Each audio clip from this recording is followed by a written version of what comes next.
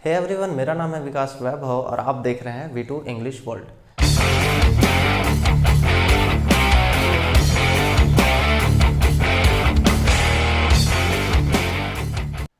तो चलो, पांचवा रूट वर्ड है एंटी, ठीक है ना, ANTE, एंटी। एंटी का मतलब होता है बिफोर, यानी कि पहले। देखो मैंने इंग्लिश का हिंदी भी लिख रखा है, पहले या पूर्व, ठीक है ना, जो पहले चीज़ें आती हैं या होती हैं। तो एंटी का मतलब होता है बिफोर या पहले, पूर्व, ठीक है। ये पांचवा रूट वर्ड है हमारा। इससे भी पहले चार्ट हो, मैंने 2 वीडियोस रूट वर्ड के अपलोड किए हुए हैं। अगर अभी तक आपने नहीं देखा है तो उसको पहले देख लो, या तो बाद में देख लेना, उससे कोई दिक्कत नहीं है, बट देख लेना उसको, ठीक है ना। उसमें भी इसी तरह दो करके एक वीडियो में 2 रूट वर्ड करके मैंने पढ़ा रखा है, तो देख लेना उसको। चलो, तो इस रूट वर्ड का एंटी का, जिसका मतलब होता है बिफोर, स्टार्ट करते हैं। पहला वर्ड, तो पहला वर्ड है एंटी बेलम, ठीक है। देखो इसमें एंटी आया, एंटी का मतलब होता है बिफोर, और बेलम इसका मतलब होता है वॉर। वॉर मतलब युद्ध या लड़ाई।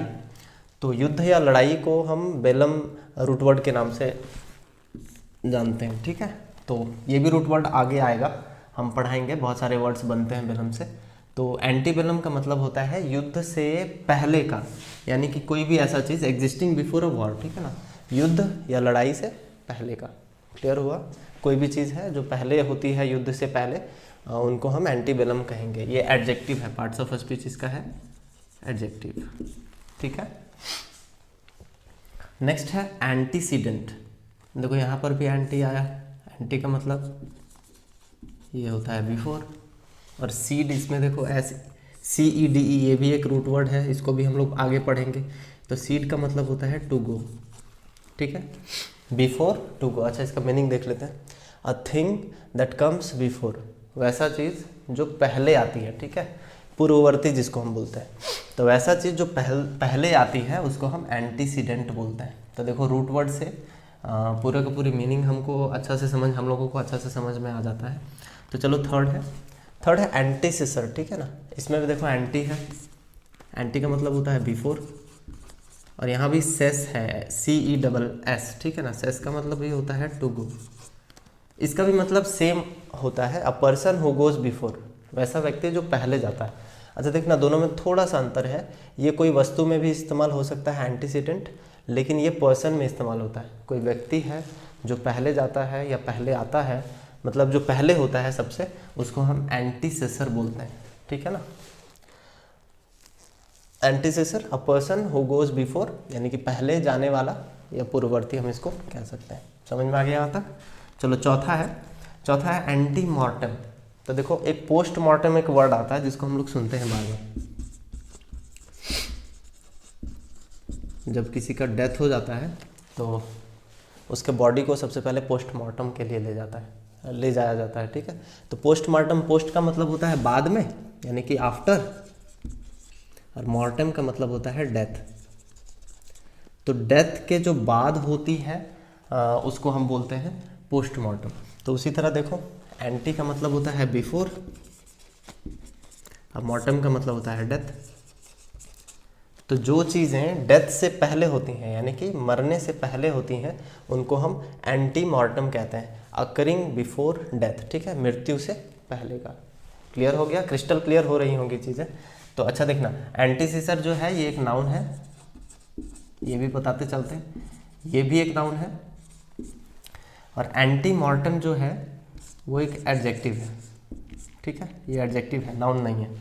तो एंटी मॉर्टम समझ में आ गया।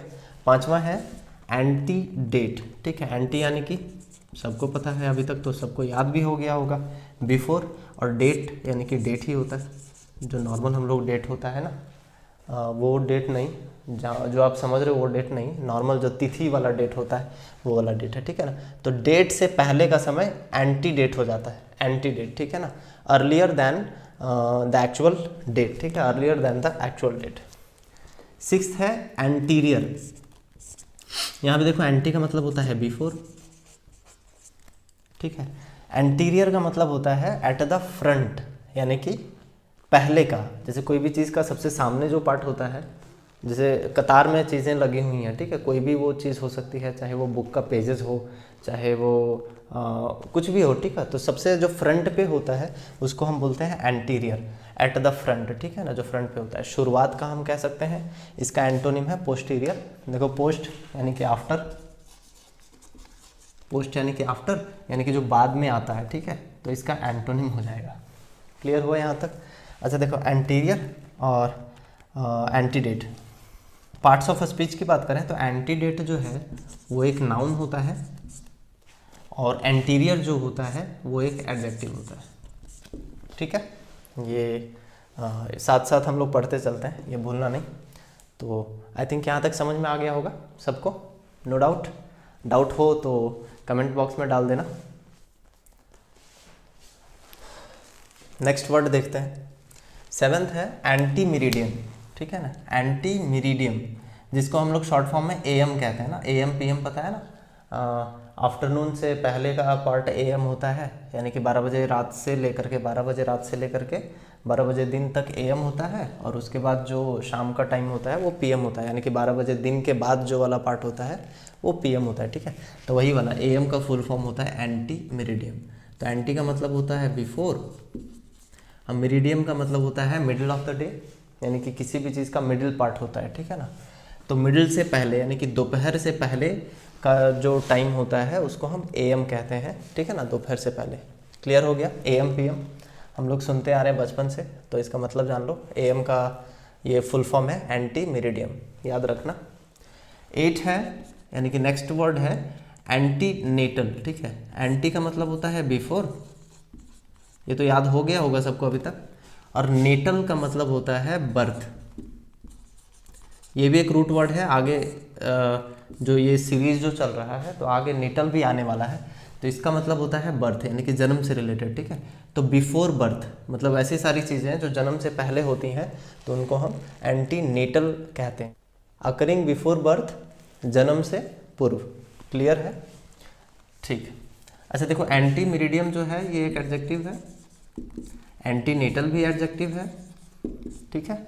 एंटी डिल्वियन, ओल्ड फैशन, ये भी एडजेक्टिव है, ठीक।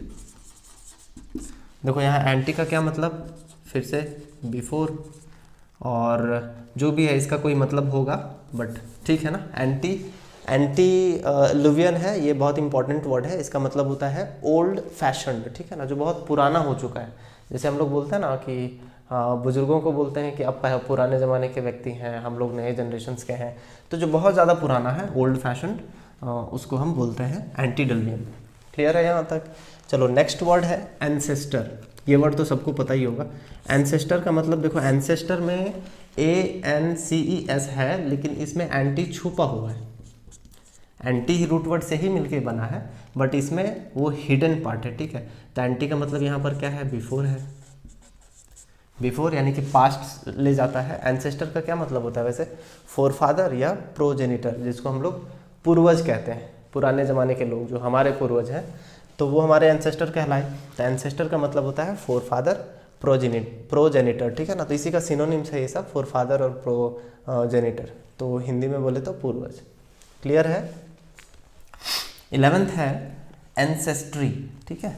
एंसेस्ट्री क्या है? देखो, एंसेस्टर और एंसेस्ट्री दोनों एक जैसे हैं। एंसेस्टर ये एक नाउन है, ये भी नाउन है। इसका मतलब होता है पास्ट जनरेशंस, ठीक है, जिसको हिंदी में वंशावली बोलेंगे। क्लियर है? ये क्या है, ये हमारे पूर्वज हुए एंसेस्टर, और एंसेस्ट्री क्या है, पूरी की पूरी वंशावली को हम लोग एंसेस्ट्री बोलते हैं। ठीक है? क्लियर है? दोनों में कन्फ्यूजन नहीं होना चाहिए। और 12th है जो लास्ट है, इस रूट वर्ड से रिलेटेड लास्ट वर्ड है एंटी चैम्बर, ठीक है। तो एंटी का मतलब अगेन बिफोर होता है, और चैम्बर का मतलब होता है रूम। अच्छा, ये चैम्बर वर्ड जो है ना, कई बार आप लोग सुन चुके होंगे, जैसे बायोलॉजी में पढ़ रखे होंगे कि हमारा जो हार्ट होता है वो 4 चैम्बर्ड होता है, यानी कि 4 चैम्बर्स होते हैं उसमें, ठीक है। तो चैम्बर का मतलब होता है स्पेस, यानी कि हम रूम उसको कह सकते हैं। तो बिफोर रूम, इसका क्या मतलब है, इसको पढ़ लो पहले, समझ में आ जाएगा। A small room that leads into a larger room, ठीक है। एक छोटी सी कक्षा या छोटा रूम हम कहें जिसके अंदर जाने पर हमें बड़ी रूम की तरफ ले जाए, तो उसको हम बोलते हैं एंटी चैम्बर, ठीक है। हिंदी में बोले तो उपकक्ष। इसको हम लोग लॉबी भी कह सकते हैं, इसका सिनोनिम है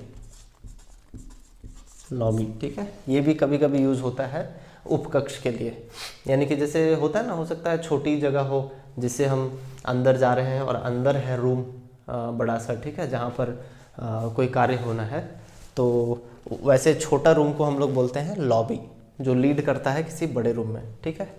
आई होप कि ये पूरा का पूरा 12 वर्ड्स मैंने पढ़ाए, ये सारी की सारी समझ में आई होंगी और आपको मज़ा भी आ रहा होगा पढ़ के, क्योंकि पूरा इसका नाम ही है रूट वर्ड, तो हम हर एक वर्ड के जड़ तक जा रहे हैं, तो अलग से हमें एफर्ट करने की ज़रूरत नहीं है याद करने के लिए, ठीक है। ये ऑटोमेटिकली हमारे माइंड में चलते चले जाएंगे, बस आपको थोड़ा सा इसका नोट्स भी बनाते चलना है और समय समय पर 1-2 बार रिवीजन भी करना है, ठीक है। तो चलो आज के लिए बस इतना ही। If you like my content then do subscribe my channel V2 English World and hit the bell icon so that you get further notifications of my further videos, ठीक है। और लाइक भी कर देना यार, अगर पसंद आ रहा हो, हेल्पफुल लग रहा हो कि हेल्प मिल रही है इससे, तो लाइक भी कर देना और अपने दोस्तों को शेयर भी कर देना जिनको इस वीडियो की ज़रूरत है, ठीक है। और इससे पहले भी मैंने कई सारे वीडियोस बना के रखे हैं, तो वो सब भी जाके देख लेना, ठीक है। थैंक यू, मिलते हैं अगले वीडियो में, तब तक के लिए जय हिंद, जय भारत।